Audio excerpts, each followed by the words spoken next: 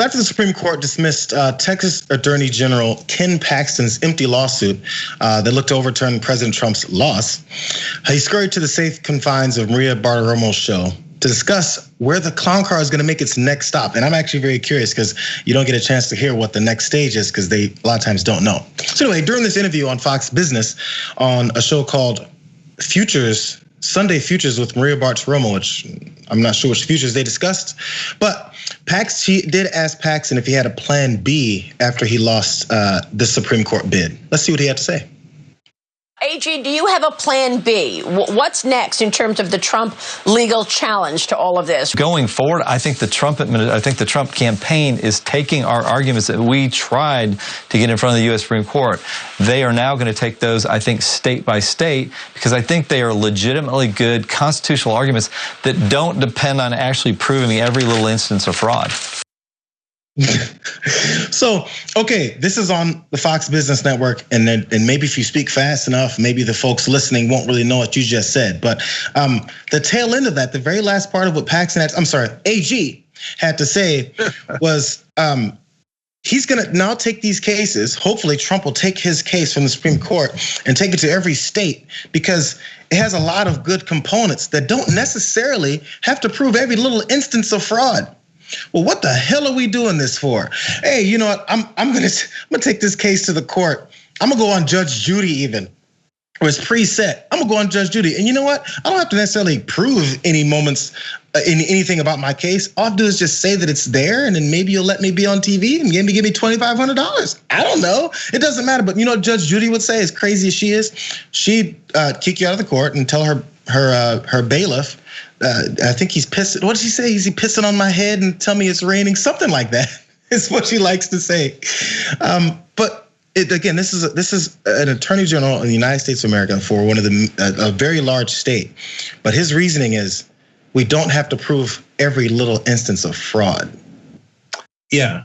Well, why don't you just say you're cheating? I mean, you just said we lost 59 times in a row, including at the Supreme Court twice, because we couldn't prove instances of fraud. So now we'd like to take the election that we lost, even though there was no fraud in it.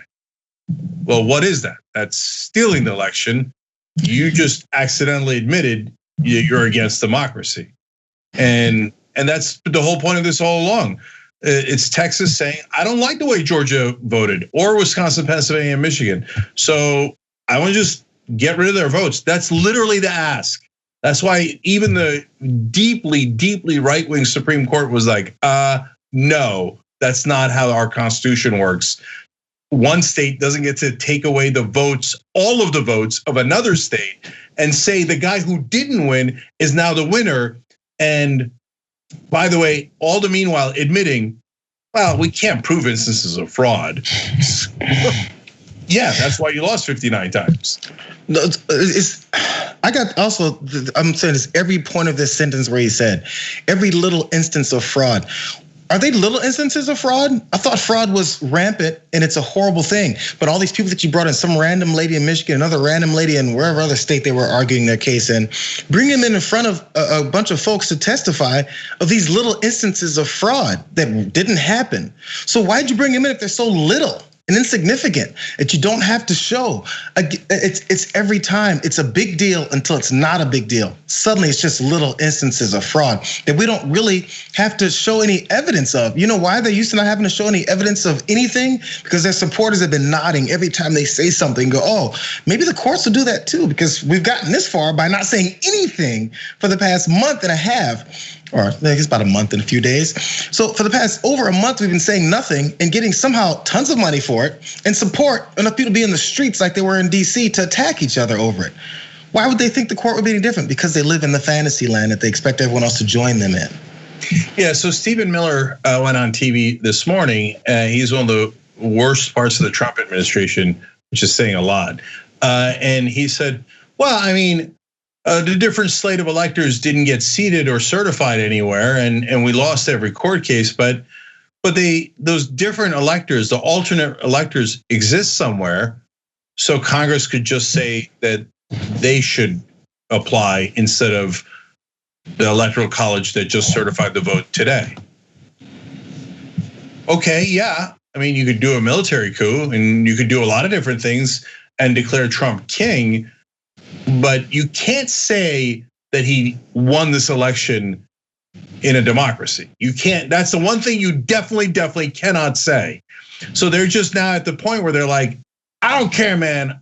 I don't have any evidence and I don't need any stinking evidence. And we didn't win the popular vote and we didn't win the electoral college. I don't care. I got alternate electors, okay? They're in my head, they're dancing around in my head. And I think our Congress can just say, the alternate electors is Stephen Miller and Ken Paxton's heads. They're the ones who decide the election. They decided that Trump lost but should be president anyway. So that's what it's not a thing. None of this is a thing. And if you believe any of this nonsense, you hate America. You do, it's literal. You're saying, I hate our form of government. I hate our Constitution. I hate our democracy. I just want Trump to be king. That's all I want. I want my guy who abuses people I don't like to have power over you. And I'll do anything, including destroy this country, to get it. That's what AG is saying. Yeah, it's obvious. My very last thing on this. It's very obvious. The idea isn't. I've become convinced. There's no way that their objective is that Trump should be given the election anymore. Should be given a second term by any courts or anything that they've been pushing for, because obviously those ships have sailed. The objective now is to see what happened in DC on Saturday in other cities across. Well, it happened also in the state of Washington as well, in other cities across the country. That's now the new objective. Just unrest, anger, violence, arson, and fighting. That's all that's left, because there's no way they think it's going to happen. The only thing they have control over left are the crazy supporters who are now angry and violent. That's all that's left. Yeah. Well, and then there's, of course, the grift that keeps on giving. They raised $200 million for Trump's so-called legal defense fund, which they tell you in an asterisk does not go to his legal defense fund. So the grift is left and the violence is left, and them trying to delegitimize Biden so they could attack him for 4 straight years, so we can't get anything passed for the American people, whether it's health care or higher wages, et cetera. That's what's left. But in terms of their theoretical arguments, the two that they're down to is what AG said in that clip, which is, yeah, we don't have any instances of fraud, but the ship has sailed. There was lots of fraud that we can't, put the genie back in the bottle and prove it now. But so since we can't prove it, that proves that there was so much of it earlier that went by us. No, it doesn't prove that at all. It kind of proves the opposite. And then the last argument is in the actual brief submitted to the Supreme Court. So this is by the 126 Republicans in the United States Congress. They supported Paxton's brief in the court. And I'm now quoting Forbes. The brief argues a sizable portion of the American public has, quote, serious doubts about the integrity of the election.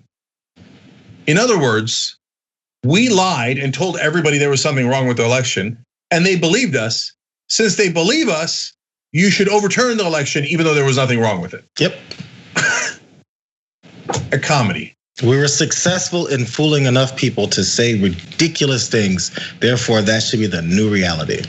Yeah, if I can trick enough people into believing my lie, you should make my lie real. No, we shouldn't. That's not how America works, and that's not how our court system works. And even the most conservative Trump-appointed judges in the country said, hell no. You have no, one of the Trump-appointed judges said you have neither the facts nor the law on your side. And another Trump-appointed judge said, I don't want you to mistake what I'm saying here. It's not just that you lost on procedural matters. You lost on the merits. Thanks for watching The Young Turks. Really appreciate it. Another way to show support is through YouTube memberships. You'll get to interact with us more. There's live chat emojis, badges. You've got emojis of me, Anna, John, Jayar. So those are super fun. But you also get playback of our exclusive member-only shows and specials right after they air. So all of that, all you gotta do is click that join button right underneath the video. Thank you.